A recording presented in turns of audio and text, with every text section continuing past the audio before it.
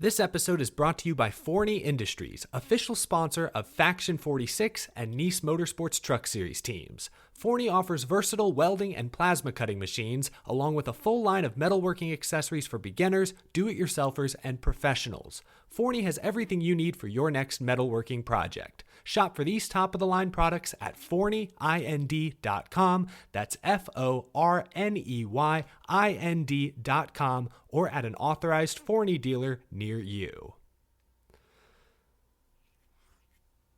Eric Estep here. One of my favorite parts of being a NASCAR fan is collecting diecasts. It's how I got my start on YouTube, actually. To me, a room is not complete until it features shelves of NASCAR diecast cars. It's as good a time as ever to continue your collection or begin an all-new one by pre-ordering your favorite driver's 2022 next-gen diecast at LionelRacing.com or at any authorized Lionel retailer.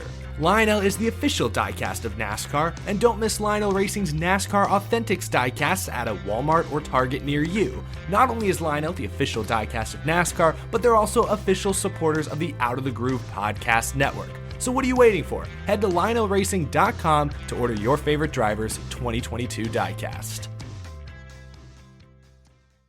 Hello, my name is Rick Houston, and welcome to another episode of the Moonshine and Motorsports podcast.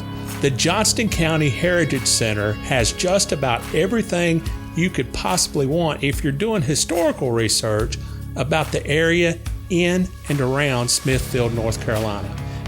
Todd Johnson, the center's executive director, joins us to talk about everything that the center has to offer and the memory of local legend Percy Flowers, who was once described as the king of the moonshiners.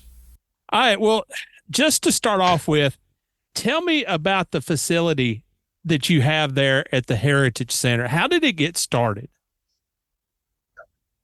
So we have a Johnston County Museum that just opened 2 years ago, a little less than 2 years ago, in the former Rose's department store building.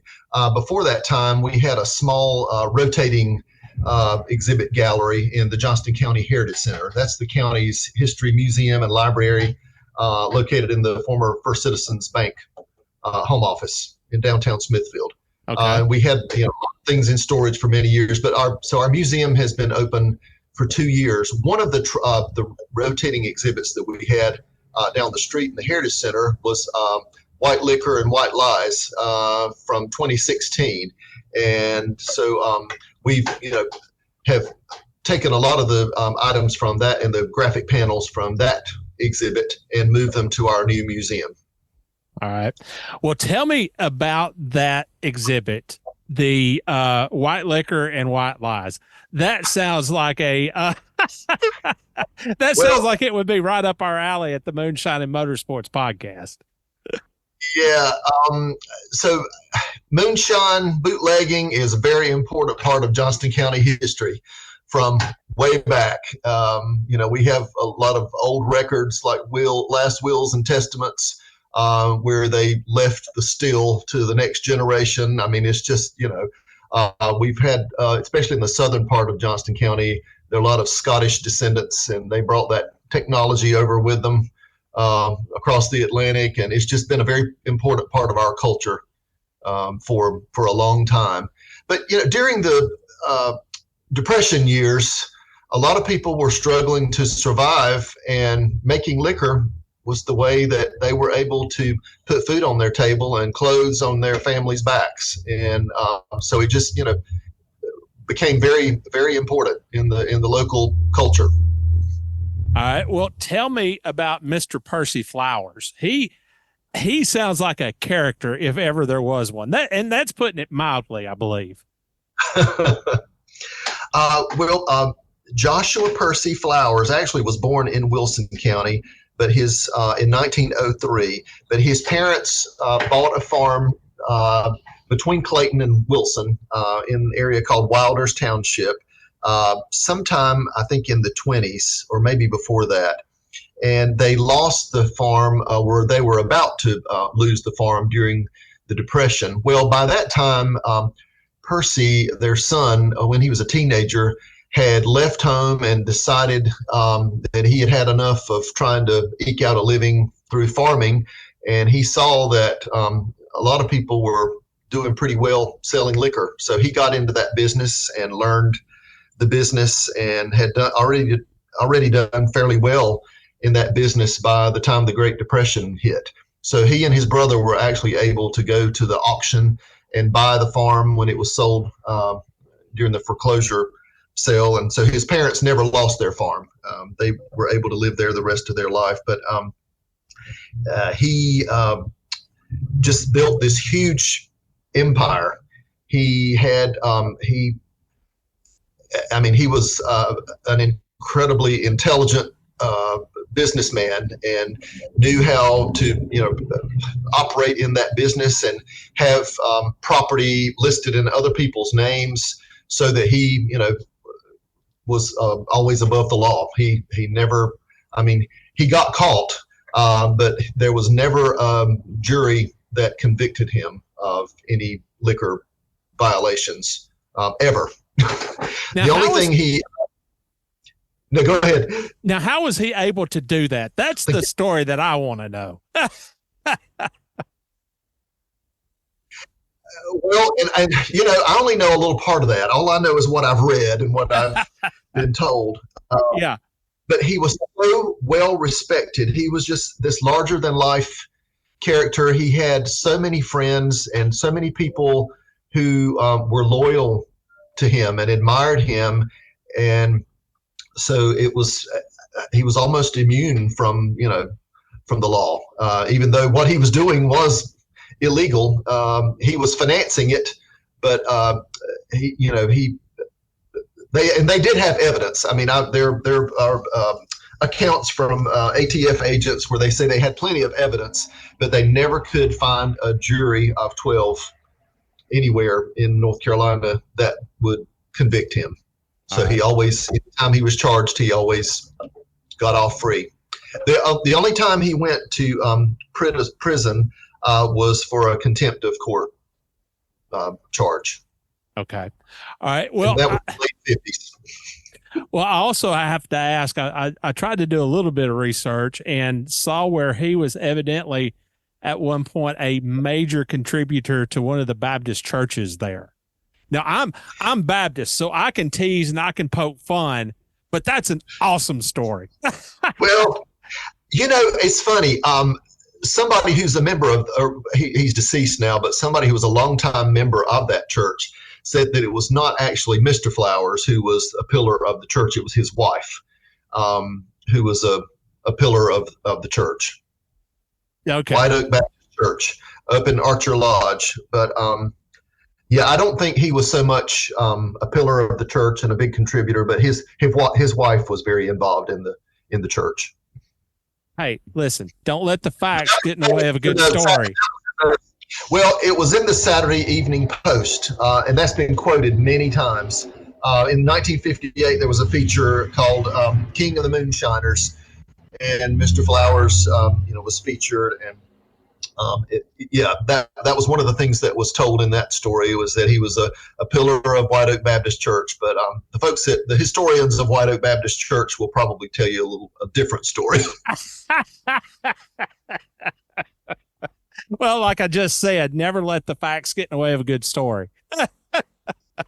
Actually, there was another church in that community, Thanksgiving Baptist Church, just up the road on Highway 42. They actually, I don't know when it was, I think maybe it was in the 1960s, 50s or 60s, but they actually adopted a formal resolution against his activities. And okay. So, that kind of puts a little different spin on it. I'm sure that he was undaunted by that, but anyway, nonetheless. All right. Well, Baptists and liquor usually don't go together pretty well. Well, at least not that we'll talk about or admit. Exactly. Yeah, you always heard that story about that. The difference between Baptists and Methodists. The Methodists will say hello in the liquor store. The Baptists won't.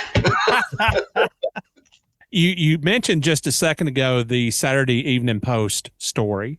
How did that play into building the legend of Mr. Flowers? Oh, I'm sure that, it went viral, as they say, back in the 50s. I think he was certainly known, very well known, locally and regionally, back in the, by the late 50s. But when that story came out, everybody knew. He's very well known all up and down the East Coast.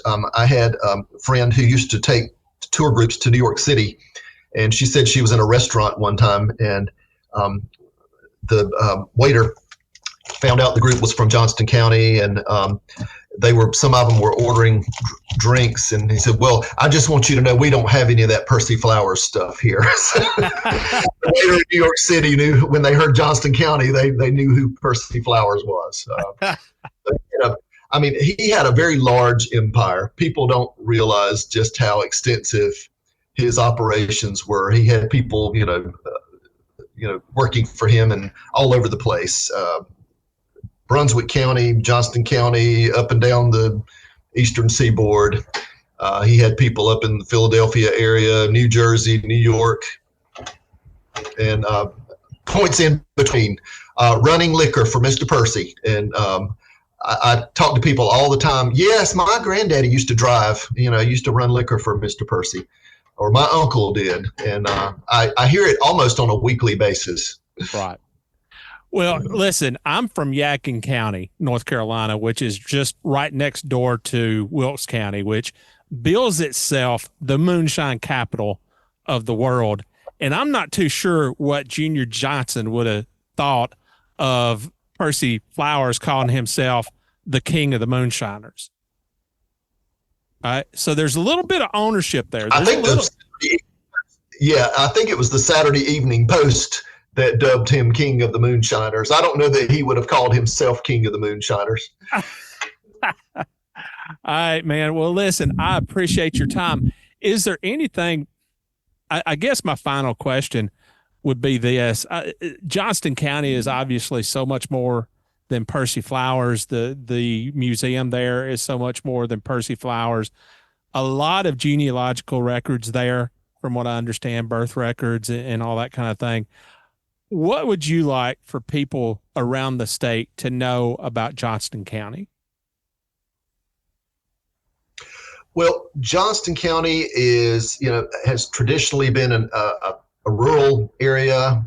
Farming has always been very important, but now it's one of the fastest growing counties in the country, and it's changing very quickly. But people still want to be known as warm and friendly country people who value family and community and their churches and schools, and that's kind of what Johnston County wants to be remembered for. We don't want to be remembered for as a bootleg capital, or we're okay if Wilkes County wants to claim that. That's perfectly fine with us.